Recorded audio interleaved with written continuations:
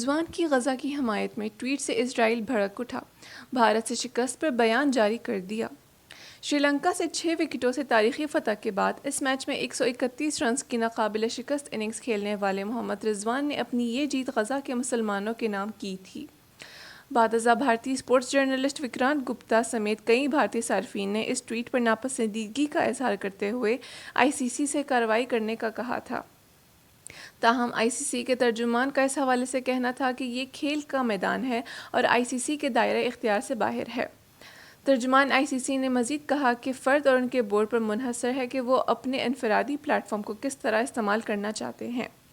اسرائیلی حکومت کے x account سے احمد آباد کے نریندر مودی کرکٹ اسٹیڈیم میں کھیلے گئے میچ کے بعد پیغام جاری کیا گیا، جس میں قومی کرکٹ ٹیم کے وکٹ کیپر بیٹر محمد رضوان کے لیے طنز بھی تھا۔ اسرائیل کی حمایت میں بھارتی مداح کی تصاویر بھارت میں اسرائیلی سفیر نار گیلن نے شیئر کی تھی۔ مداح کے پکڑے پوسٹر میں اسرائیلی وزیر اعظم نیتن یاہو اور بھارتی وزیر اعظم نریندر مودی کو ایک دوسرے کا ہاتھ تھامے دیکھا جا سکتا ہے۔ مزید ایسی ویڈیوز دیکھنے کے لیے ہمارے چینل کو سبسکرائب کریں اور بیل آئیکن کو دبانا نہ بھولیں۔